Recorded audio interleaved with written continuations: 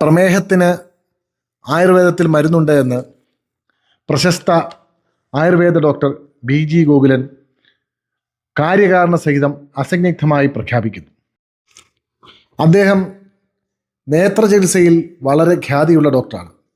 Thiruvalla മഞ്ഞാടിയിൽ Sudarshanam eye hospital അദ്ദേഹം നടത്തിവരുന്നു.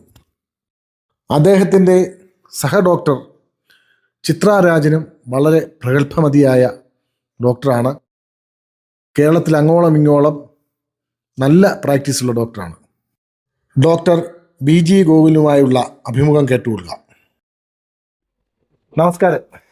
ഞാൻ ഇന്ന് പരിചയപ്പെടുത്താൻ പോകുന്നത് ഏറ്റവും പ്രഗത്ഭനായ ഒരു ആയുർവേദ ഭിഷഗ്വരൻ, ഡോക്ടർ, വൈദ്യൻ, നേത്രരോഗ ചികിത്സയിലെ ഏറ്റവും പ്രഗത്ഭനായ ഡോക്ടർ ബി.ജി. ഗോകുലൻ. തിരുവല്ല മഞ്ഞാടിയിലാണ് അദ്ദേഹത്തിൻ്റെ ഹോസ്പിറ്റൽ. സുദർശനം എന്നാണ് പേര്.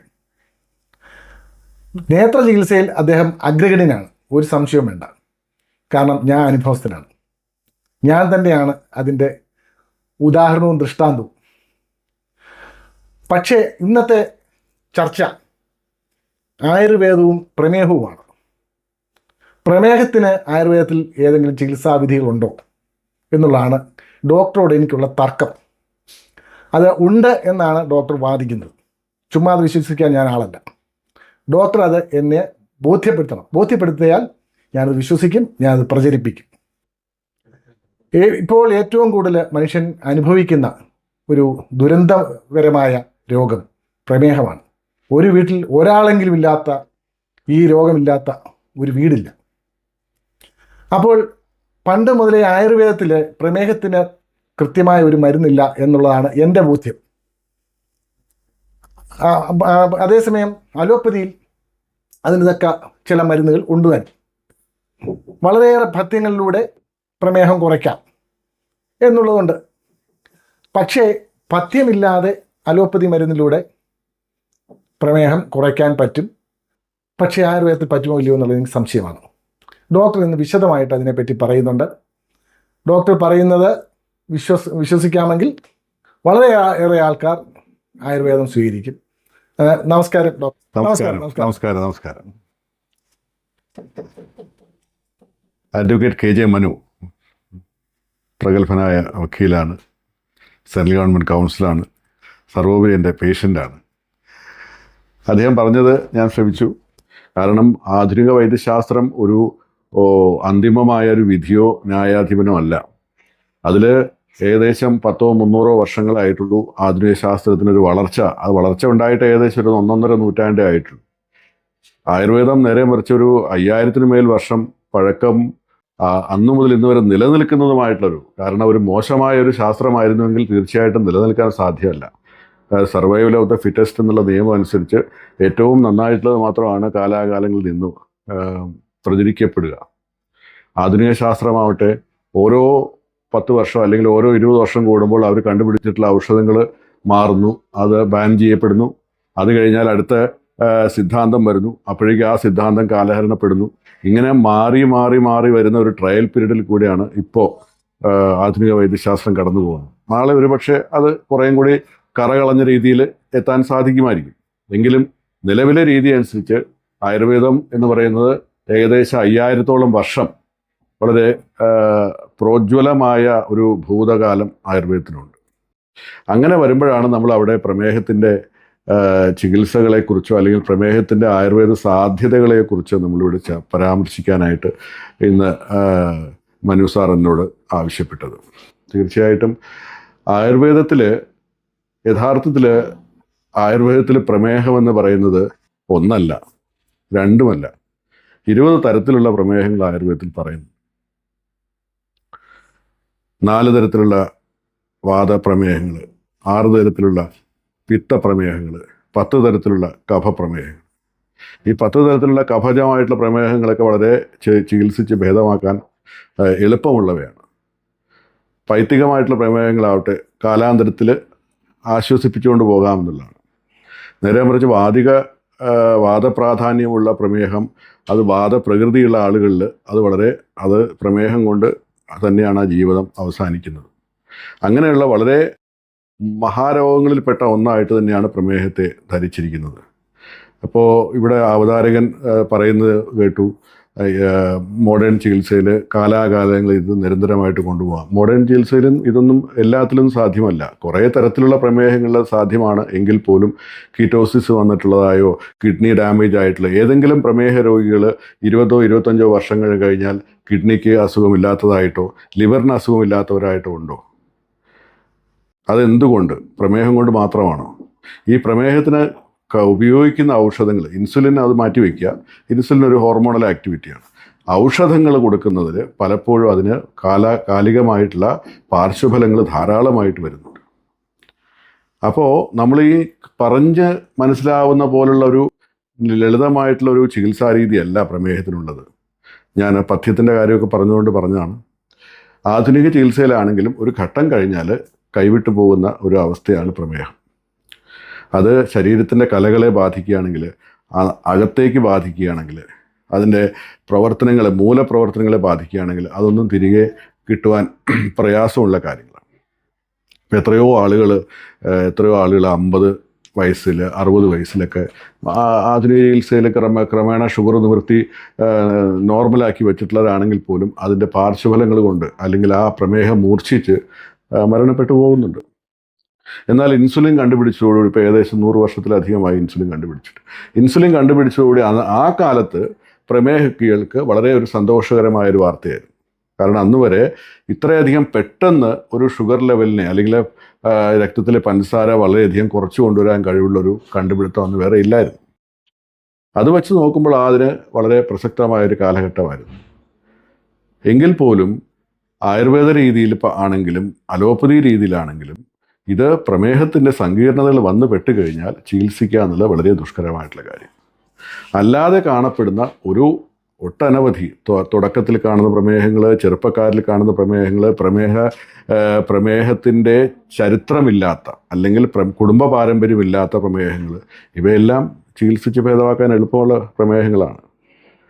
അതല്ലാതെ ശരീരത്തിൻ്റെ മൂലകലകളെ ബാധിച്ചിട്ടുള്ള അല്ലെങ്കിൽ ശരീരത്തിൻ്റെ മറ്റ് അവയവങ്ങളെ സങ്കീർണതയിലാക്കിയ പ്രമേഹം, മുന്നോട്ട് കൊണ്ടുപോയ പ്രമേഹം, അതിനെ ചികിത്സിക്കാൻ തീർച്ചയായിട്ടും പഥ്യവും ഔഷധങ്ങളും ആഹാര ക്രമീകരണങ്ങളെല്ലാം ആവശ്യമാണ്. അതല്ലാതെ ആയിരക്കണക്കിന് ഔഷധങ്ങൾ ആയുർവേദത്തിൽ പറയുന്നുണ്ട്. ഇപ്പം നമ്മൾ വിചാരിക്കുന്ന നെല്ലിക്ക അല്ലെങ്കിൽ പാവയ്ക്ക എന്ന് മാത്രമല്ല, ഒരുപാട് പൊൻകരണ്ടി ഇതൊക്കെ പറയുന്നുണ്ട്. അപ്പോൾ ഔഷധങ്ങളുടെ കോമ്പിനേഷൻ എന്തുകൊണ്ടാണ് എല്ലാവർക്കും ഒരുപോലെ ഫലപ്രദമാവാത്തത്? ആയുർവേദ ശാസ്ത്രത്തിൽ ഔഷധങ്ങൾ എന്ന് പറയുന്നത് ഗ്രോസ് ആയിട്ടാണ് കൊടുക്കുന്നത്. അതായത് തന്മാത്രകളായിട്ടല്ല. ആയുർവേദ ചികിത്സയിൽ ആയുർവേദ സിദ്ധാന്തം അനുസരിച്ച് ഒരു ഔഷധത്തെ തന്മാത്രയായിട്ട് കൊണ്ടുവന്നാൽ അല്ലെങ്കിൽ ഒരു ഔഷധത്തിൽ നിന്ന്, ഒരു ഔഷധക്കൂട്ടിൽ നിന്ന് ഒരു ഔഷധത്തെ മാറ്റി നിർത്തി ഉപയോഗിച്ചാൽ ആ ഔഷധത്തിന് പാർശ്വഫലങ്ങൾ ശരീരത്തിലുണ്ടാവും എന്ന് ശാസ്ത്രകാരന്മാർ പറഞ്ഞു വെച്ചിട്ടുണ്ട് പണ്ട് തന്നെ. അതുകൊണ്ടാണ് ഔഷധങ്ങളെ ഒറ്റമൂലി എന്ന പ്രയോഗത്തിൽ നിന്ന് മാറ്റിയിട്ട് ഔഷധയോഗങ്ങളായിട്ട് കൊടുക്കാൻ കാരണം. ഈ ഔഷധയോഗങ്ങൾ ഒറ്റമൂലിയായിട്ട് ചെല്ലുമ്പോൾ ഒരുപക്ഷെ 10 ദിവസം അല്ലെങ്കിൽ 1 മാസം അല്ലെങ്കിൽ 6 മാസം ഷുഗർ കുറയുന്നുണ്ടാവാം. പക്ഷേ ഈ ഒറ്റമൂലി പ്രയോഗിക്കുന്നതുകൊണ്ടുള്ള സൈഡ് എഫക്റ്റുകൾ, ഈ ഔഷധങ്ങൾ തന്നെ അകത്തേക്ക് നിരന്തരമായി ചെല്ലുമ്പോൾ ഉണ്ടാകുന്ന മറ്റ് പാർശ്വഫലങ്ങൾ ആ ശരീരത്തിൽ വന്നു തുടങ്ങും. ആ പാർശ്വഫലങ്ങളെ ന്യൂട്രലൈസ് ചെയ്യാനാണ്, അതിൻ്റെ സ്വാധീനം ഗണ്യമായി കുറയ്ക്കാനായിട്ടാണ് ഔഷധയോഗങ്ങളായിട്ട് കൊടുക്കുന്നത്.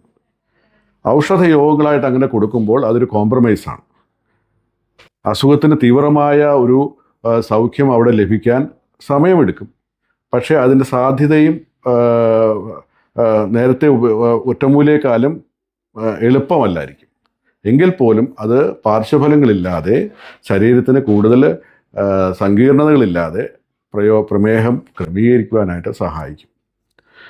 കഴിഞ്ഞ ഏതാനും വർഷങ്ങളായിട്ട് ഒരുപാട് നൂറുകണക്കിന് രോഗികൾക്ക് ഇൻസുലിൻ ഉപയോഗിച്ചുകൊണ്ടിരിക്കുന്ന രോഗി, അതായത് 40 യൂണിറ്റ് 30 യൂണിറ്റ് രാവിലെയും വൈകുന്നേരം എല്ലാം ഇൻസുലിൻ എടുക്കുന്നു. അതുകൂടാതെ മെറ്റ്ഫോമിനും മറ്റും 500, 1000, 1500, 2000 യൂണിറ്റുകളൊക്കെ എടുക്കുന്ന, മില്ലിഗ്രാമൊക്കെ എടുക്കുന്ന ആൾക്കാരുണ്ട്. അവരുടെ എല്ലാം നമ്മൾ ആഹാരങ്ങൾ ക്രമീകരിച്ചുകൊണ്ട് മാത്രമല്ല, ആയുർവേദ ഔഷധങ്ങൾ കൊടുത്തുകൊണ്ടാണ് ഈ ഇൻസുലിൻ്റെ തോത് കുറയ്ക്കാൻ സാധിക്കുന്നത്. ഇൻസുലിൻ ക്രമേണ 2 യൂണിറ്റ് ഒറ്റയടിക്ക് നിർത്താൻ പറയുകയല്ല ചെയ്യുന്നത്. ഈ മരുന്നുകൾ ശരീരത്തിൽ പ്രവർത്തിക്കുന്നതിനനുസരിച്ച് ബ്ലഡ് ഷുഗർ ലെവൽ മോണിറ്റർ ചെയ്ത് നിരന്തരമായിട്ട് മോണിറ്റർ ചെയ്തുകൊണ്ട് അതിനെ ഒരാഴ്ച കൊണ്ടോ 2 ആഴ്ച കൊണ്ടോ 1 മാസം കൊണ്ടോ ഈ ഇൻസുലിൻ്റെ അളവ് കുറച്ചു കൊണ്ടുവരികയാണ് ചെയ്യുന്നത്. അതോടൊപ്പം തന്നെ ഈ പാർശ്വഫലങ്ങൾ ഉളവാക്കുന്ന മെറ്റ്ഫോർമിൻ പോലുള്ള മരുന്നുകൾ, കാരണം അതിൻ്റെ പരമാവധി ഡോസേജ് എന്ന് പറയുന്നത് 1000-1500 മില്ലിഗ്രാമാണ്. 2000 മില്ലിഗ്രാം വരെ 2 നേരമായിട്ട് കഴിക്കുന്നവരുണ്ട്. ഇതൊക്കെ നിശ്ചയമായിട്ടും അതിന് ലിവറിനും കിഡ്നിക്കും തകരാറുണ്ടാക്കുന്ന ഔഷധങ്ങളാണ്, ഒരു 10 വർഷം കൊണ്ട് തന്നെ. അപ്പോൾ ഇങ്ങനെയുള്ള ഔഷധങ്ങളുടെ ഉപയോഗം കുറച്ചു കൊണ്ടുവന്നിട്ട് പാർശ്വഫലങ്ങൾ താരതമ്യേന കുറവുള്ള ദീർഘകാലാനുബന്ധമായിട്ട് കൊടുക്കാൻ സാധിക്കുന്ന ആയുർവേദ ഔഷധങ്ങളിലേക്ക് ചുവടുമാറ്റം സാധ്യമാണ്. അങ്ങനെ മാറിക്കഴിഞ്ഞാൽ പണ്ട് കാലത്ത് ഉണ്ടായിരുന്നെന്ന് പറഞ്ഞാൽ പണ്ട് കാലത്ത് പ്രമേഹ രോഗികളുടെ എണ്ണം തുലവും കുറവായിരുന്നു. അധ്വാനവും ആഹാരത്തിൻ്റെ കുറവും അല്ലെങ്കിൽ ആഹാരം നിയന്ത്രിതമായിട്ട് കഴിക്കുന്നതുകൊണ്ടും ആഹാരം 2 നേരം കഴിക്കുന്നതുകൊണ്ടും പ്രധാനമായിട്ട് നമ്മൾ എടുത്തു പറയേണ്ട ഒരു പ്രമേഹത്തിനെ എന്തുകൊണ്ടാണ് നമ്മൾ ലൈഫ് സ്റ്റൈൽ ഡിസോർഡർ എന്ന് പറയുന്നത്, അല്ലെങ്കിൽ ജീവിതശൈലി രോഗം എന്ന് പറയാനുള്ള ഒരു പ്രധാന കാരണം ഇന്നത്തെ ഈ അമിതമായ ആഹാരത്തോടുള്ള ആസക്തിയും ആഡംബര ജീവിതവും ശരീരത്തിന് വ്യായാമമില്ലായ്മയുമാണ് ഈ പ്രമേഹങ്ങളുടെ പ്രധാന കാരണമായിട്ട് പറയുന്നത്. അതുകൊണ്ടാണ് രക്തസമ്മർദ്ദം, പ്രമേഹം, ഡിപ്രഷൻ ഇതെല്ലാം ജീവിതശൈലീ രോഗങ്ങളായിട്ട് പറയുന്നത്. ആദ്യകാലത്ത് അല്ലെങ്കിൽ പണ്ട് കാലത്ത് അല്ലെങ്കിൽ കാർഷിക വൃത്തിയിൽ ഏർപ്പെട്ടിരിക്കുന്ന ഭാരതം പോലുള്ള രാജ്യങ്ങളിൽ തീർച്ചയായിട്ടും പ്രമേഹത്തിൻ്റെ അളവ് കുറവായിരുന്നു. കാരണം രാവിലെ 9 മണിക്ക് കഞ്ഞി കുടിച്ചോ അല്ലെങ്കിൽ പ്രാതൽ കഴിച്ചുകൊണ്ടോ പാടത്തും പറമ്പിലും പണിയെടുക്കാൻ പോകുന്ന ആളുകൾ ഉച്ചയ്ക്ക് അല്പനേരം ചൂടത്ത് വിശ്രമിക്കുന്നു, ആഹാരം കഴിക്കുന്നില്ല. വൈകുന്നേരമാണ് തിരിച്ചു വന്ന് കുളിയും കഴിഞ്ഞ് 5 മണി 6 മണിയോടുകൂടി അവർ ആഹാരം കഴിക്കുന്നു. 7-8 മണിയാകുമ്പോഴത്തേക്ക് ഉറക്കം. അപ്പോൾ നിദ്ര 8 മണിക്കൂറോളം നിദ്ര കിട്ടുന്നു, 7-8 മണിക്കൂർ പണിയെടുക്കുന്നു. ഈ ആഹാരം കഴിക്കുന്ന ഗ്യാപ്പ് ഏകദേശം 6 മണിക്കൂർ 7 മണിക്കൂർ. അപ്പോൾ ഇതിൽ ദഹന പ്രക്രിയയ്ക്കുള്ള ധാരാളമായിട്ടുള്ള സമയവും ശരീരത്തിന് പ്രവർത്തനം ശാന്തമായിട്ടിരിക്കുവാനും ശരീരത്തിന് റെസ്റ്റ് കൊടുക്കാനുമുള്ള സമയവും ഇവിടെ ധാരാളമുണ്ട്. ദഹന വ്യവസ്ഥയ്ക്ക് റെസ്റ്റ് കൊടുക്കാതിരിക്കുന്ന ഒരു രോഗമാണ് പ്രമേഹം. ഏതു നേരവും ആഹാരം പചിച്ച് കൊണ്ടിരിക്കാനുള്ളൊരു പ്രയാസവും അതിനെ തുടർന്നുണ്ടാകുന്ന കോംപ്ലിക്കേഷനുകളാണ് പ്രമേഹത്തിലേക്ക് നയിക്കുന്നത്. അതുപോലെ തന്നെ ഹോർമോണൽ വ്യതിയാനം, നമ്മുടെ ദൈനംദിന ജീവിതത്തിലുണ്ടാകുന്ന സ്ട്രെസ്സുകൾ, ഔദ്യോഗികമായിട്ടും അനൗദ്യോഗികമായിട്ടുണ്ടാകുന്ന സ്ട്രെസ്സുകൾ ഹോർമോണൽ വ്യതിയാനങ്ങൾ ശരീരത്തിലുണ്ടാക്കുന്നു. ഇത് ഷുഗറിൻ്റെ ഉൽപ്പാദനത്തെയും ഷുഗറിനെ കുറയ്ക്കുവാനുള്ള അല്ലെങ്കിൽ ഇൻസുലിൻ്റെ ഉൽപ്പാദനത്തെയും ഷുഗറിനെ കുറയ്ക്കുവാനുള്ള കമാൻഡിനെയും ബാധിക്കുന്നുണ്ട്. അങ്ങനെയാണ് ഈ പ്രമേഹം ജീവിതശൈലി എന്നുള്ള രീതിയിലേക്ക് കടന്നു വന്നത്. അപ്പോൾ ഔഷധങ്ങൾ ഉപയോഗിച്ചുകൊണ്ട് വളരെ വ്യക്തമായിട്ട് തന്നെ വളരെ വിശദമായ ഗവേഷണ ചാതുരിയോടുകൂടി തന്നെ നമുക്ക് ഉറപ്പിച്ച് പറയാൻ സാധിക്കും പ്രമേഹത്തിൻ്റെ ഔഷധങ്ങൾ ഫലപ്രദമായിട്ട് അല്ലെങ്കിൽ ആധുനിക ശാസ്ത്രത്തെക്കാൾ ഒരുപടി മുന്നിലായിട്ട് തന്നെ എന്ന് പറയാം. ഒരുപക്ഷെ അടിയന്തര സാഹചര്യങ്ങളിൽ ഇൻസുലിൻ പോലുള്ള കാര്യങ്ങൾ ഒരുപക്ഷെ അത്യാവശ്യമായിരുന്നിരിക്കാം. അല്ലെങ്കിൽ പ്രമേഹം കൊണ്ടുണ്ടാകുന്ന അടിയന്തര ഘട്ടങ്ങളിൽ ഒരു എമർജൻസി മെഡിക്കൽ കെയർ എന്നുള്ള രീതിയിൽ ആധുനിക ശാസ്ത്രം തികച്ചും അത്യന്താപേക്ഷിതമാണ്. അതല്ല എന്നല്ല, അതിനെ നിഷേധിക്കുകയല്ല ചെയ്യുന്നത്.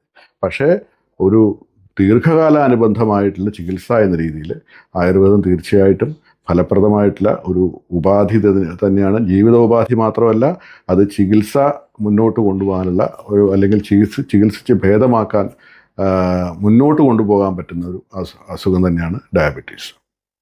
ഡോക്ടർ പറഞ്ഞത് ഞാൻ ശാസ്ത്രർത്ഥം കേട്ടു, ഏറെക്കുറെ ബോധ്യമായി. എങ്കിലും കുറേ സംശയം എനിക്കുണ്ട്. ഞാനൊരു ആയുർവേദ ഡോക്ടറല്ല, ആയുർവേദം ഞാൻ പഠിച്ചിട്ടില്ല. ചിലതൊക്കെ വായിച്ചും പറഞ്ഞു കേട്ടും ഉള്ള അറിവ് മാത്രമേ എനിക്കുള്ളൂ. പിന്നെ അനുഭവങ്ങൾ എന്ന് പറഞ്ഞാൽ മറ്റുള്ളവരുടെ അനുഭവങ്ങൾ ഉള്ളത്. ഇനി ഞാൻ ഡയബറ്റിക് പേഷ്യൻ്റ് അല്ല. പിന്നെ എൻ്റെ ഒരു ചോദ്യം, ഈ ഇൻസുലിൻ എടുക്കത്തക്ക ആ ഒരു രീതിയിലെത്തിയ ഒരു രോഗി, അതായത് പാൻക്രിയാസ് പൂർണ്ണമായി ഡെഡായ ഒരു രോഗി, ആ രോഗിക്ക് ആയുർവേദത്തിൽ മരുന്നുണ്ടോ? ഒരു ചോദ്യം. അതായത് HbA1c അല്ലേ, അതല്ലേ അത് 9-ൽ മേലുള്ള ഒരു രോഗിക്ക്, ഇപ്പോൾ 9, 10, 11 അതൊക്കെ വളരെ ക്രോണിക് ആയിട്ടുള്ള ഡയബറ്റിക് പേഷ്യൻസ്, അവർക്ക് ഈ ആയുർവേദ വിധി പ്രകാരമുള്ള മരുന്ന് പ്രയോജനം ചെയ്യും. പിന്നൊരു ചോദ്യം, നമ്മൾ അശ്രദ്ധമായ ജീവിതം നയിക്കുന്ന ഒരാൾക്ക്, അതായത് വ്യായാമം ശരിയായിട്ടില്ല, ഭക്ഷണം ത്തിന് ക്രമീകരണമില്ല, ഉറക്കത്തിന് ക്രമീകരണമില്ല, അങ്ങനെയൊക്കെയുള്ള രോഗികൾ, അവർക്ക് ഈ അലോപ്പതി മരുന്ന് ഇൻസുലിനൊക്കെ കുത്തിവെച്ചാൽ അവർക്ക് ആ ഷുഗർ ലെവൽ കുറയ്ക്കാൻ പറ്റും, ഒരു പഥ്യവുമില്ലാതെ. ആ രീതിയിലുള്ള രോഗിക്ക് പലർക്കും അത് പറയാം, മദ്യപിക്കുന്നവർ, ആ നിലവിലുള്ള രോഗിക്ക് ആയുർവേദം പറ്റും. ഒരു പഥ്യവും നടത്താതെ സ്വതന്ത്രമായി ഇഷ്ടം മാതിരി ജീവിക്കുന്ന ഒരാൾക്ക് പറ്റും. അലോപ്പതിയിൽ അത് പറ്റും. ഇങ്ങനെയുള്ള കുറേ സംശയങ്ങളാണ് എനിക്കുള്ളത്. അതിനാൽ ആയുർവേദത്തെ ഒരിക്കലും തള്ളി പറയത്തില്ല. കാരണം വെച്ചാൽ എനിക്കിൻ്റെ കണ്ണിൻ്റെ കാഴ്ച കിട്ടിയ ചികിത്സാ സമ്പ്രദായമാണ് ആയുർവേദം. ആയുർവേദവും അലോപ്പതിയും ഹോമിയോപ്പതിയും യുനാനിയും സിദ്ധവൈദ്യവും എല്ലാം സമന്വയിപ്പിച്ച് ഒരു ചികിത്സാ സമ്പ്രദായം ഉണ്ടാവണം എന്നുള്ള അഭിപ്രായമുള്ള ആളാണ് ഞാൻ. ഒന്നിൻ്റെ കുറവാണല്ലോ മറ്റൊന്നിൻ്റെ നിലനിൽപ്പ്. ഒന്ന് പൂർണ്ണമാണെങ്കിൽ മറ്റൊന്നും നിലനിൽക്കാൻ പറ്റത്തില്ല. അതിനാൽ എല്ലാം സമന്വയിച്ച് പോകണം. എല്ലാത്തിലും മരുന്നില്ല, എല്ലാത്തിലും മരുന്നില്ല. പൂർണ്ണമായി അലോപ്പതിയിൽ ആശ്രയിക്കാൻ പറ്റത്തില്ല, പൂർണ്ണമായി ആയുർവേദം പറ്റത്തില്ല, സിദ്ധവൈദ്യം പറ്റത്തില്ല. എനിക്ക് ഒരിക്കലും നടുവിന് വേദന വന്നു. ഞാൻ ഹോമിയോപ്പതിയിലാണ് എനിക്ക് ചികിത്സ കിട്ടുന്നത്. പക്ഷേ എൻ്റെ കണ്ണിൻ്റെ കാഴ്ചയ്ക്ക് ഹോമിയോപ്പതി പറ്റിയതുമില്ല. ഹോമിയോപ്പതിയും പറ്റിയില്ല, അലോപ്പതിയും പറ്റിയില്ല, ആയുർവേദമാണ് പറ്റിയത്. അതുകൊണ്ട് ഒന്നിനോടും പുച്ഛം ആർക്കും ഉണ്ടാകണ്ട, എനിക്കും ഉണ്ടാകണ്ട. കൃത്യമായ സംശയം നമ്മൾ ചോദിച്ച് അറിഞ്ഞ് ജനത്തെ സത്യസന്ധമായി അറിയിക്കുക, അതാണ് ഞാൻ ഉദ്ദേശിക്കുന്നത്. എന്നാൽ എൻ്റെ സംശയങ്ങൾ ഇതാണ്.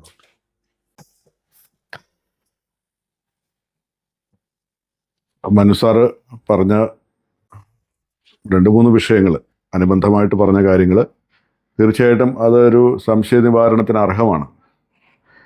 പ്രമേഹ രോഗികൾ പഥ്യം ഉള്ളവരും പഥ്യം അനുഷ്ഠിക്കുന്നവരും അല്ലെങ്കിൽ കൃത്യനിഷ്ഠമായിട്ട് ജീവിച്ചു പോകുന്നവരും അല്ലാത്തവരും ആയിട്ടുള്ള 2 കാറ്റഗറിയാണ് അദ്ദേഹം പ്രധാനമായിട്ട് ഉദ്ദേശിച്ചത്. കൃത്യനിഷ്ഠമായ ജീവിതം അല്ലെങ്കിൽ ജീവിതം അച്ചടക്കത്തോടുകൂടി ജീവിച്ച് പോകുന്നവർക്ക് ചികിത്സ കുറേയും കൂടി ഫലപ്രദമാണ്. അത് ആയുർവേദം എന്നില്ല, അലോപ്പതി എന്നില്ല. ഇപ്പോൾ ഇൻസുലിൻ എടുക്കുന്ന കേസാണെങ്കിൽ പോലും അദ്ദേഹം ഇടയ്ക്ക് പറയുകയുണ്ടായി, ജീവിതം നേരാവണ്ണം ജീവിക്കാത്തവർക്കും അലോപ്പതി കൊണ്ട് കഴിഞ്ഞുകൂടാണ്. അതൊരു അർദ്ധ സത്യം മാത്രമേ അതിനകത്തുള്ളൂ. അതും ഇൻസുലിൻ ഉപയോഗിച്ചുകൊണ്ട് തോന്നിയ പോലെ ജീവിക്കുന്നവർക്ക് കുറച്ച് നാൾ കഴിയുമ്പോൾ ഇൻസുലിൻ ഫലപ്രദമല്ലാതെ വരും. ഇൻസുലിൻ്റെ അളവ് കൂട്ടിക്കൊണ്ടേയിരിക്കുന്നു.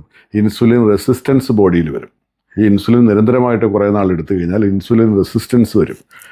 പുറമേ നിന്നുള്ള ഇൻസുലിൻ ആയതുകൊണ്ട് ശരീരത്തിലുണ്ടാക്കുന്ന ശുദ്ധമായ ഇൻസുലിൻ അല്ലാതെ പുറമേ നിന്നുള്ള ഇൻസുലിന് ശരീരത്തിൻ്റെ ഇൻസുലിനോട് കിടപിടിക്കാനുള്ള ശേഷി കുറവാണ് താരതമ്യേന. അപ്പോൾ നിരന്തരമായിട്ട് പ്രമേഹത്തിന് അനുയോജ്യമായ ഭക്ഷണക്രമവും ജീവിതക്രമവും നടത്തി വരുന്ന ഒരാൾ ഇൻസുലിൻ കൊണ്ട് മാത്രം ജീവിതം മുന്നോട്ട് കൊണ്ടുപോകാമെന്ന് ആശിക്കുന്നതിൽ വലിയ ശരിയില്ല. അത് 5 വർഷമോ അല്ലെങ്കിൽ 10 വർഷമോ കഴിയുമ്പോഴേക്കും പ്രമേഹം അതിൻ്റെ സീമകൾ ലംഘിച്ച് തന്നെ ശരീരത്തിൽ പ്രവർത്തിക്കാൻ തുടങ്ങും. ഇൻസുലിൻ്റെ പ്രവർത്തനശേഷി കുറയുകയും ചെയ്യും. നേരെ മറിച്ച് ജീവിതചര്യ ക്രമീകരിക്കുകയും ആഹാരം ക്രമീകരിക്കുകയും ചെയ്യുന്ന വ്യക്തികൾക്ക് ഇത് ദീർഘകാലം യാതൊരു ഉപദ്രവവും ഏറെക്കുറെ ഇല്ലാതെ തന്നെ പ്രമേഹത്തെ മുന്നോട്ട് കൊണ്ടുപോകാൻ സാധിക്കും. പഥ്യം എന്ന് പറയുന്നത് ഏതൊരു രോഗത്തിലും, പ്രമേഹം എന്ന് മാത്രമല്ല ഏതൊരു രോഗത്തിലും പഥ്യമെന്ന് പറയുന്നത് ആയുർവേദത്തിൻ്റെ നിഷ്കർഷയല്ല. പഥ്യമെന്ന് പറയുന്നത് ആ ശരീരത്തിന്, ആ പ്രകൃതിയിലുള്ള ശരീരത്തിന് ജീവിക്കാൻ വേണ്ടുന്നതായിട്ടുള്ള അന്തരീക്ഷമാണ് ഈ പഥ്യം എന്ന് പറയുന്നത്. അല്ലാതെ ഒരിക്കലും ആയുർവേദ ഔഷധങ്ങൾ കഴിക്കുമ്പോൾ ആ ഔഷധങ്ങൾക്ക് പ്രയോജനം കൂട്ടാൻ വേണ്ടിയിട്ടുള്ളൊരു മാർഗമല്ല പഥ്യം എന്ന് പറയുന്നത്. പഥ്യം എന്ന് പറയുന്നത് ശരീരത്തിൻ്റെ ആ സന്തുലിതാവസ്ഥ, നമ്മൾ പറയുന്ന ത്രിദോഷത്തിൻ്റെ ഏത് അംശമാണോ ആ വ്യക്തിക്ക് അനുയോജ്യം, അതിനനുഗുണമായിട്ടുള്ള കാര്യങ്ങൾ ചെയ്തുകൊണ്ട് മുന്നോട്ട് പോവുക എന്നുള്ളതാണ് പഥ്യത്തിൽ കൂടി നിഷ്കർഷിക്കുന്നത്. രോഗങ്ങളിൽ തന്നെ, ഇപ്പോൾ രോഗികളിൽ തന്നെ അല്ലെങ്കിൽ ഡോക്ടർമാരിലാണെങ്കിലും 3-4 വിഭാഗങ്ങളെ പറയുന്നുണ്ട്. അതിലേറ്റവും പ്രധാനമായിട്ട് പറയുന്നത് രോഗികളെ പറ്റി പറയുമ്പോൾ ആഢ്യോ രോഗി ഭിഷക്വശ്യ ജ്ഞാപക സത്വാൻ എന്ന് പറയുന്നത്. അതിൽ ആഢ്യം എന്നുള്ളത് പണം കൊണ്ടുള്ള ആഢ്യത്വം മാത്രമല്ല, അവൻ യോഗ്യനായിരിക്കണം. അതാണ് ആഢ്യം എന്നുള്ളതിന് ഉദ്ദേശം. ഒരു ചികിത്സ സ്വീകരിക്കാൻ അവൻ മനസ്സാ തയ്യാറായി വന്നിട്ടുള്ള ആളെയാണ് ചികിത്സിക്കേണ്ടത്. അപ്പോൾ ഞാൻ ആൻറ്റീന. തീർച്ചയായിട്ടും. അപ്പോൾ ബിഷപ്പ് വശ്യനായിരിക്കണം, വൈദ്യനെ വിശ്വാസം ഉണ്ടായിരിക്കണം. വൈദ്യൻ പറഞ്ഞാൽ അത് ചെയ്താൽ എനിക്ക് മാറും എന്നുള്ള ഗുണം ഈ രോഗിക്ക് ഉണ്ടാവണം. എന്തെങ്കിലും ഒരു കാര്യം പറഞ്ഞു കൊടുത്താൽ അത് ഉൾക്കൊള്ളാനുള്ള ഒരു ജ്ഞാനം, സാമാന്യ ജ്ഞാനം ആ പേഷ്യൻ്റിനുണ്ടായിരിക്കണം. സത്വവാൻ, അതായത് ശുഭാപ്തി വിശ്വാസക്കാരൻ, നമ്മൾ പറയുന്ന ദൈവവിശ്വാസം എന്നൊക്കെ പറയുന്ന പോലുള്ള ഒരു പോസിറ്റീവ് മൈൻഡുള്ള ആളായിരിക്കണം ചികിത്സിക്കുക. ഇങ്ങനെ 4 ഗുണങ്ങളുള്ള ആളുകളെ വേണം ചികിത്സിക്കാനെന്ന് പറയുന്നുണ്ട്. അതുപോലെ തന്നെ 4 ഗുണങ്ങൾ ഉള്ള രോഗികളെ ചികിത്സിക്കരുതെന്നും പറയുന്നുണ്ട്. ചണ്ഡം, അതായത് ഏത് രീതിയിലും ജീവിച്ചു പോകുന്നവൻ. ശോകാതുരം, ഡിപ്രഷൻ. ഭീരു, പേടി, അത് ചെയ്യാൻ പേടി, ഇത് ചെയ്യാൻ പേടി. കൃതഘ്നം, എന്ത് ചെയ്താലും നന്ദി കാണിക്കാത്ത, അല്ലെങ്കിൽ അതുകൊണ്ടൊന്നുമല്ല എൻ്റെ മാറിയത് എന്ന് പറയുന്നത്. വൈദ്യമാനിനം, അതാണ് ഏറ്റവും അപകടകരമായിട്ട് സംഭവം. ഞാനൊരു വൈദ്യനാണ്, എനിക്കറിയാം, ഞാനിത് കുറേ കണ്ടിട്ടുണ്ട്, ഞാൻ കുറേ നാളായിട്ട് ഡയബറ്റിക് ആണ്, അല്ലെങ്കിൽ ഞാൻ കുറേ കാലമായിട്ട് ഇന്ന രോഗത്തിൻ്റെ ഞാൻ കുറേ ആൾക്കാരെയൊക്കെ കണ്ടിട്ടുണ്ട് എന്ന്, അല്ലെങ്കിൽ വൈദ്യത്തിൻ്റെ ഇപ്പോൾ കുരുടന്മാർ ആനയെ കാണുന്നത് പോലെ എനിക്ക് വാലറിയാം തലയറിയാം എന്ന് പറയുന്ന ചില വ്യാജമായിട്ടുള്ള വൈദ്യം പ്രചരിപ്പിക്കുന്ന ആളുകളുണ്ട്. അവർ പറയുന്ന പോലെ എല്ലാ രോഗങ്ങളും കയറി ഞാൻ ചികിത്സിക്കാം എന്ന് പറയുന്ന ചില ആൾക്കാരുണ്ട്. അപ്പം അങ്ങനെയുള്ള 4-5 കൂട്ടം ആൾക്കാരെ നമ്മൾ കണ്ട ഭാഗത്തുനിന്ന് മാറ്റി നിർത്തി ഓടിക്കോളണം എന്നാണ്, കണ്ടം വഴി ഓടണം എന്നാണ് പറയുക. ചികിത്സിക്കാൻ നിന്നാൽ നിങ്ങൾക്ക് മാനഹാനി, ചികിത്സിക്കുന്നവർക്ക് മാനഹാനി ഒക്കെ ഉണ്ടാവുമെന്നാണ് പറയുന്നത്. അപ്പോൾ അതുകൊണ്ട് രോഗത്തിൻ്റെ കാറ്റഗറിയിൽ പ്രമേഹത്തിൻ്റെ കാറ്റഗറി എടുക്കുമ്പോൾ തീർച്ചയായിട്ടും ഒരു അനുഗുണമായിട്ടുള്ള ജീവിതശൈലി ആ രോഗി വാർത്തെടുക്കുന്നത് തന്നെയാണ് രോഗിക്കും ആ രോഗം മാറാനും ഏറ്റവും നല്ലത്. ഇനി അതില്ല എങ്കിൽ ആയുർവേദമാണെങ്കിലും അലോപ്പതി ആണെങ്കിലും അങ്ങ് പറഞ്ഞതുപോലെ അലോപ്പതി ഇൻസുലിൻ കൊണ്ട് മാത്രം ഇത് മാറുന്നൊരു രോഗമൊന്നുമല്ല. അതൊരു 5 വർഷം കൂടി വന്നാൽ ഒരു 10 വർഷം ഇൻസുലിൻ്റെയൊക്കെ കഴിവ് ശരീരത്തിൽ വരും. അത് കഴിയുമ്പോൾ ശരീരത്തിന് ടോക്സിൻസ് ഉണ്ടാവാൻ തുടങ്ങും, കീറ്റോസിസ് ഉണ്ടാവുക, ശരീരത്തിലെ വിഷാംശം ഉണ്ടായിട്ട് അത് കിഡ്നിയിൽ കൂടെ പോകാതെ അത് ശരീരത്തിൽ നീർക്കെട്ടായിട്ട്. ഇപ്പോൾ ഒരു ചെറിയൊരു ഉദാഹരണം പറയാം. പ്രമേഹ രോഗം എക്സ്ക്ലൂസീവായിട്ട് ആധുനിക ചികിത്സയിൽ കഴിയുന്ന ആളുകൾ അങ്ങ് ശ്രദ്ധിച്ചിട്ടുണ്ടോ എന്ന് എനിക്കറിയില്ല. വിളർച്ചയില്ലാത്ത, മുഖത്ത് കരുവാളിപ്പില്ലാത്ത, യാതൊരു തരത്തിലുള്ള നമ്മൾ ഈ പറയുന്ന ചൈതന്യം, ഐശ്വര്യം എന്നൊക്കെ പറയുന്ന ആ സാധനം ഇല്ലാത്ത ആളുകളെ ആണ് ഞാൻ കാണുന്നതും എൻ്റെ ദൃഷ്ടിയിൽ കാണുന്നത്. ഞാനും അങ്ങനെ തന്നെയാണ്. നേരെ മറിച്ച് ആയുർവേദ ചികിത്സയിൽ കൂടെ അതില്ലാതെ എടുക്കാൻ സാധിക്കും. അതാണ് ഞാൻ ഈ പറഞ്ഞതിൻ്റെ മൂലമായിട്ടുള്ള വ്യത്യാസം. ഇപ്പോൾ ഹൃദ്രോഗികൾ ചികിത്സ ചെയ്യുമ്പോൾ എന്താണ്, പൂർണ്ണമായിട്ടും നെയ്യ് തൊടരുത്, വെളിച്ചെണ്ണ തൊടാൻ പാടില്ല, യാതൊരു തരത്തിലുള്ള ആഹാരത്തിൽ കൊഴുപ്പും ഉണ്ടാവാൻ പാടില്ല. ഇതെല്ലാം പറഞ്ഞ് കൊഴുപ്പ് കുറയ്ക്കാനുള്ള സ്റ്റാറ്റിൻ ടാബ്ലറ്റ്സും ഇതെല്ലാം കൊടുത്തുകൊണ്ടാണ് അവർക്കൊരു പാക്കേജ് ഓഫ് മെഡിസിൻസ് ഉണ്ടല്ലോ, രക്തത്തിൻ്റെ കട്ടി കുറയ്ക്കുന്നത്, കൊഴുപ്പ് ഇല്ലാതാക്കുന്നത്. ഈ ഗുളികകൾ കഴിച്ചിട്ടുള്ള ഹാർട്ട് പേഷ്യൻസിനെ നിങ്ങൾ ഒരു 10 വർഷത്തിന് ശേഷം ശ്രദ്ധിച്ച് നോക്കൂ, അല്ലെങ്കിൽ 5 വർഷം കഴിയുമ്പോൾ ശ്രദ്ധിച്ച് നോക്കൂ. അവരുടെ മുഖത്തെ ചൈതന്യം നഷ്ടപ്പെടുന്നു, അവരുടെ തൊലി കൊഴുപ്പും കാര്യങ്ങളും, ശരീരത്തിലൊരു തുള്ളി കൊഴുപ്പില്ല, എന്നിട്ടും അവർ ഹാർട്ട് അറ്റാക്കും കാര്യങ്ങളും വന്നിട്ടില്ലേ മരിക്കുന്നു. അവസാനം അറ്റാക്ക് കൊണ്ട് തന്നെയാണ് മരിക്കുന്നത്. അപ്പം ഇങ്ങനെയുള്ള കാര്യങ്ങൾ എല്ലാത്തിലും ഉണ്ട്. അത് പക്ഷേ തുലവും ആയുർവേദത്തിൽ കുറവാണ്. എന്തുകൊണ്ടാണ്? പാർശ്വഫലങ്ങൾ ആയുർവേദത്തിൽ കുറവാണ്. അപ്പം അതുകൊണ്ട് സമഗ്രമായൊരു പദ്ധതി എന്നാണ് ഞാൻ പറയുന്നത്. ഈ നേരത്തെ ഞാൻ ആദ്യം സൂചിപ്പിച്ച പോലെ തന്മാത്രയിൽ ഈ കേന്ദ്രീകരിച്ചിട്ടുള്ള ചികിത്സകളല്ല, ഔഷധങ്ങളല്ല. നിർഭാഗ്യവശാൽ കോടിക്കണക്കിന് ലക്ഷം കോടി ഡോളറുകൾ ചിലവാക്കുന്നതെല്ലാം ഇപ്പോഴും ആ ഒരു മേഖലയിലേക്കാണ്. തന്മാത്രയിലേക്ക് താന്ന് വന്ന് ഇത് കറക്റ്റ് ഷൂട്ട് അറ്റ് സൈറ്റ് എന്നുള്ള രീതിയിലേക്ക് കൊടുക്കുകയാണ്. ഈ ഷൂട്ട് അറ്റ് സൈറ്റ് രീതി ആയുർവേദത്തിലും പണ്ട് ഉണ്ട്. പക്ഷെ അതിന് നിരന്തരമായ പാർശ്വഫലങ്ങൾ ഉണ്ടാവും. ഞാൻ നേരത്തെ മുമ്പ് സൂചിപ്പിച്ച പോലെ ഒറ്റമൂലികൾക്കോ അല്ലെങ്കിൽ തീക്ഷ്ണമായ ഔഷധങ്ങളുണ്ട്. ഈ ആയുർവേദ മരുന്നുകൾക്കും പാർശ്വഫലങ്ങൾ ഉണ്ട്. അപ്പൊ അതിനെ നമ്മൾ ലഘൂകരിക്കാനാണ് അതിനെ യോഗമാക്കി കൊടുക്കുന്നത്.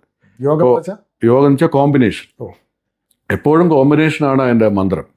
കോമ്പിനേഷൻ എന്ന് പറയുന്നത് ഒരെണ്ണത്തിന് ശീതഗുണമാണെങ്കിൽ മറ്റൊരെണ്ണത്തിന് ഉഷ്ണഗുണമായിരിക്കും, അല്ലെങ്കിൽ സമശീതോഷ്ണമായിരിക്കും. ഒരെണ്ണത്തിന് എരിവാണെങ്കിൽ ഒരെണ്ണത്തിന് മധുരം ആയിരിക്കും. ഒരെണ്ണം തീക്ഷ്ണമാണെങ്കിൽ ഒരെണ്ണം ലഘുവായിരിക്കും. ഒരെണ്ണം ഓയിലി ആണെങ്കിൽ ഒരെണ്ണം ഡ്രൈ ആയിരിക്കും. അങ്ങനെയുള്ള ഒരു കോൺട്രഡിക്ടറി ക്യാരക്ടേഴ്സുള്ള ഔഷധങ്ങളാണ് ഇതിൽ ചേർക്കുന്നത്. അപ്പോൾ ഇതിന് ഒന്ന് മറ്റൊന്നിനെ പ്രതിരോധിക്കാൻ പര്യാപ്തമാണ്. പക്ഷേ അത് ടാർഗറ്റിൽ അത് കറക്റ്റായിട്ട് പോവുകയും ചെയ്യും. അപ്പം ഇങ്ങനെയുള്ള വളരെ കോംപ്ലിക്കേറ്റഡ് ആയിട്ടുള്ള അല്ലെങ്കിൽ മാത്തമാറ്റിക്സ് ചേരുന്നതായിട്ടുള്ള ഒരു ശാസ്ത്രമാണ് ആയുർവേദം എന്ന് പറയുന്നത്. ആ ആയുർവേദത്തിൻ്റെ വളരെ ചെറിയൊരു ഭാഗം മാത്രമാണ് ചികിത്സാ ഭാഗം. ഈ ആയുർവേദം എന്ന് പറയുന്നത് ആയുസ്സിൻ്റെ വേദം എന്ന് പറയുന്നത് അതുകൊണ്ടാണ്, അല്ലാതെ ഇതൊരു ആയുർസ്പതി എന്ന് പറയുന്നില്ലല്ലോ. ആയുർവേദത്തിൻ്റെ 90% ജീവിതശൈലിയെ പറ്റിയാണ് പറയുന്നത്. ആ ജീവിതശൈലി നിലനിർത്തി കൊണ്ടുപോകാനുള്ള കുറച്ച് ഭാഗമാണ് ഈ 10% ആയുർവേദം എന്ന് പറയുന്നത്. ആ 10% ആയുർവേദം പോലും വളരെ ബൃഹത്താണ്. എത്രയോ അനവധി ആയിരം ഔഷധ ചെടികളും അവരുടെ കോമ്പിനേഷനുകളും പറഞ്ഞു വരുന്നുണ്ട്. അപ്പം ഇങ്ങനെ പറഞ്ഞു വരുന്ന ഒരു സാധനത്തെ കേവലം നമ്മളിപ്പോൾ കുരുടൻ ആനയെ കണ്ട പോലെ എന്ന് പറഞ്ഞ പോലെ തന്നെ ഏതെങ്കിലും ഒരു ഭാഗം എടുത്തിട്ട് അതാണെല്ലാം, ഇതാണെല്ലാം, ഇതിന് പാർശ്വതയുണ്ട് അല്ലെങ്കിൽ ഇതുകൊണ്ട് ഫലമില്ല എന്ന് പറയുന്നതിലൊരു അർത്ഥമില്ലായ്മയാണ് ഞാൻ കണ്ടത്. അതുകൊണ്ടാണ് പ്രമേഹ രോഗം ആയുർവേദത്തിൽ മാത്രമല്ല അലോപ്പതിയിലും എല്ലാവരും എല്ലാ പ്രമേഹികളെയും ചികിത്സിച്ച് ഭേദപ്പെടാൻ സാധിക്കില്ല. അത് പരിണതപ്രജ്ഞരായിട്ടുള്ള അലോപ്പതി ഡോക്ടർമാരോട്, സീനിയേഴ്സായിട്ടുള്ള ഡോക്ടർമാരോട് ചോദിച്ചാലും അവർ പറഞ്ഞു തരുന്ന വസ്തുതയാണ്. എല്ലാ പ്രമേഹികളെ അവർക്ക് കൈകാര്യം ചെയ്യാൻ സാധിക്കില്ല. ആയുർവേദത്തിലും വാദികമായിട്ടുള്ള പ്രമേഹം, മധുമേഹം എന്ന് പറയുന്നത് പ്രമേഹത്തിൻ്റെ ഒരു ക്രോണിക് സ്റ്റേജാണ്. മെലിറ്റസ് എന്ന് പറയുന്നത് പ്രമേഹത്തിൻ്റെ ഒരു ക്രോണിക് സ്റ്റേജ്. എത്രത്തോളം ക്രോണിസിറ്റി കൂടുന്നു, 8 വർഷമാണ് അതിൻ്റെ കാലാവധി പറയുന്നത്. ആ 8 വർഷം കഴിയുന്നതോടുകൂടി അത് ശരീരത്തിലേക്ക് കൂടുതലായിട്ട് ആഴ്ന്ന് ഇറങ്ങാൻ തുടങ്ങും. അങ്ങനെ ഇറങ്ങിക്കഴിഞ്ഞാൽ അതിനെ പുനരുദ്ധാരണം ചെയ്യാനായിട്ട് അലോപ്പതിക്ക് സാധ്യമല്ല. അതിന് പക്ഷേ ആയുർവേദം കൊണ്ട് കഴിയും. അത് രോഗി ഇച്ഛിക്കണം. രോഗി തയ്യാറായിട്ട് പഥ്യവും ആഹാരത്തോടുള്ള ഔഷധങ്ങളുള്ള സമീപനവും എല്ലാം നന്നാക്കി എടുത്തു കഴിഞ്ഞാൽ തീർച്ചയായിട്ടും ഇയാളെ മുന്നോട്ട് കൊണ്ടുവരാൻ സാധിക്കും. ഡോക്ടർ പറയുന്നത് തീർച്ചയായിട്ടും ഈ പ്രമേഹത്തിന് ആയുർവേദത്തിൽ നല്ല രീതിയിൽ ചികിത്സ നടത്താൻ കഴിയും.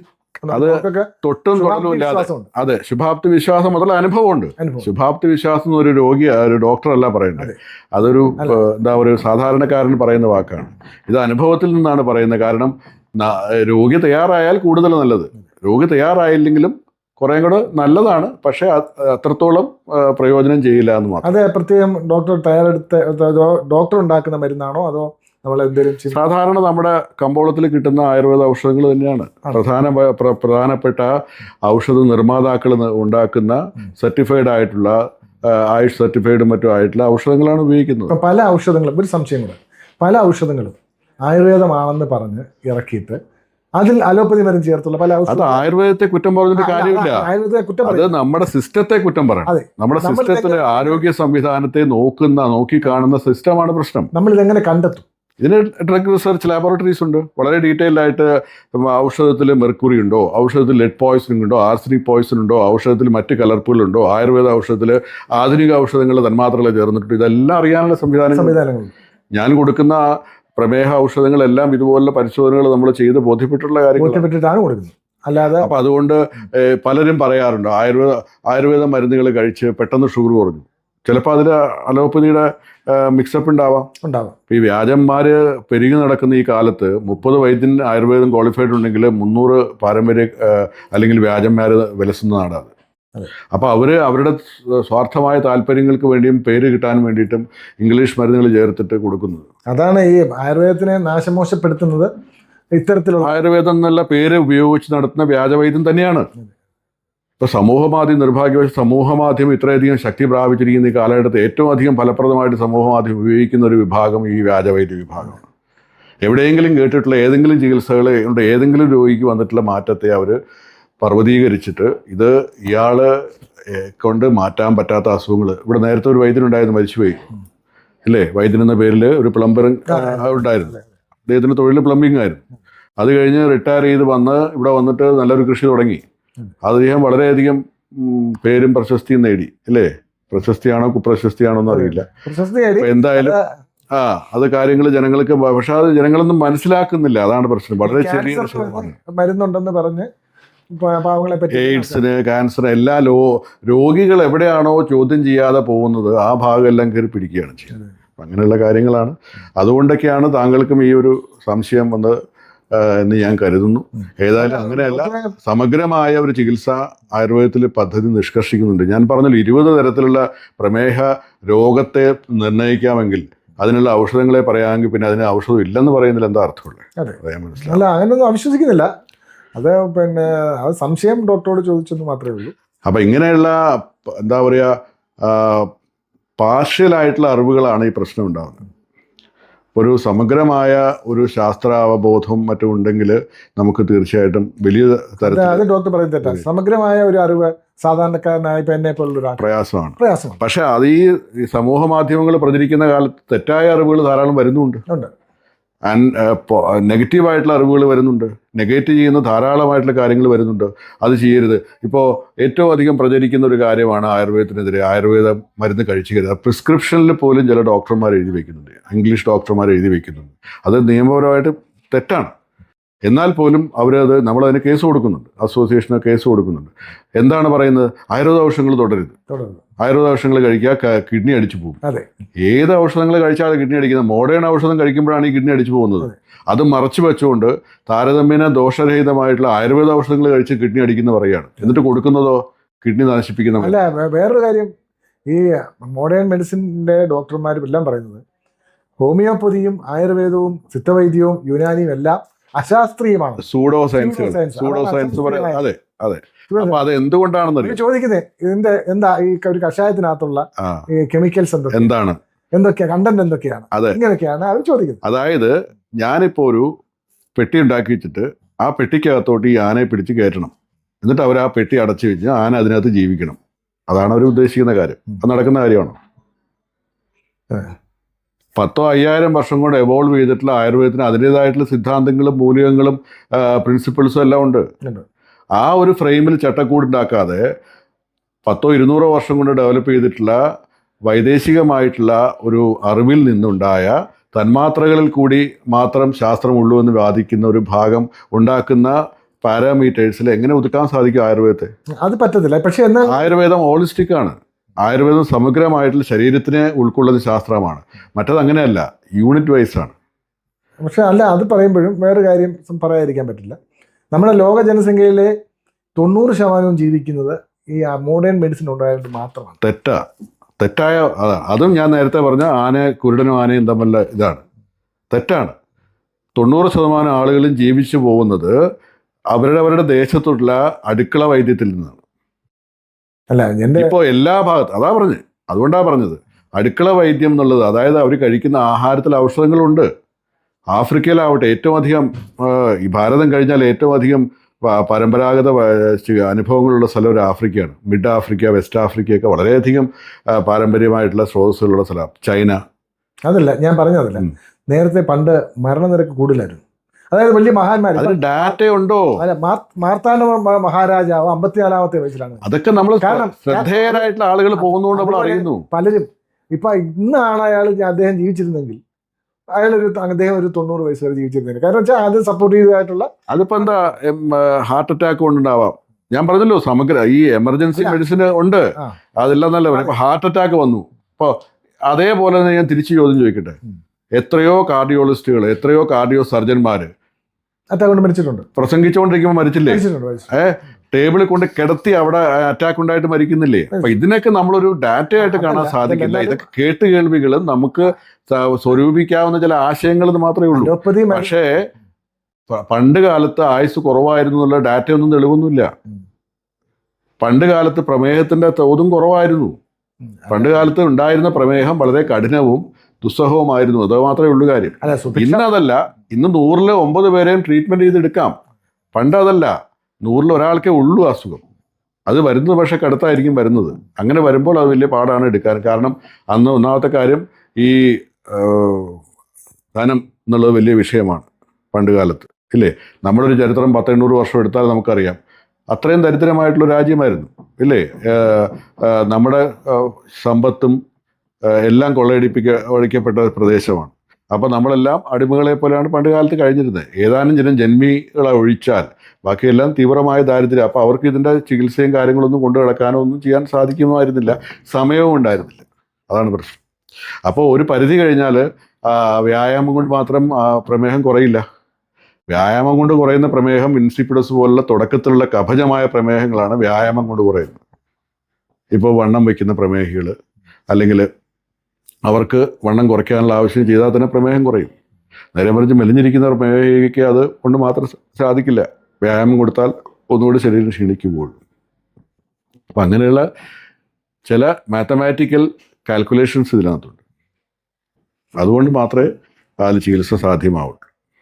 ഓക്കെ, ഇവരെ ഏതായാലും കുറച്ചെങ്കിലും ഒരു സംശയ അതെ ദൂരീകരണം നടത്താൻ സാധിക്കുമെന്നാണ് ഞാൻ വിശ്വസിക്കുന്നു. ഇപ്പം ബാക്കിയുള്ള കാര്യങ്ങൾ നമ്മുടെ ഈ ഔഷധങ്ങൾ കൊടുത്തുകൊണ്ട് നിങ്ങൾക്ക് അറിയാവുന്ന ആളുകൾക്കും മറ്റും അത് തീർച്ചയായും ഇത് ഡോക്ടർ പറഞ്ഞത് ഞാൻ മുഖവിലേക്ക് എടുക്കുന്നുണ്ട്. പിന്നെ അത് ഒന്നുകൂടെ എനിക്ക് ബോധ്യപ്പെടാൻ വേണ്ടി അങ്ങനെയുള്ളവരെ ഡോക്ടറെ അടുത്ത് തന്നെ പറഞ്ഞു വിടും. അത് അവരുടെ അനുഭവം പിന്നീട് അറിയിക്കും. നന്ദി, നമസ്കാരം.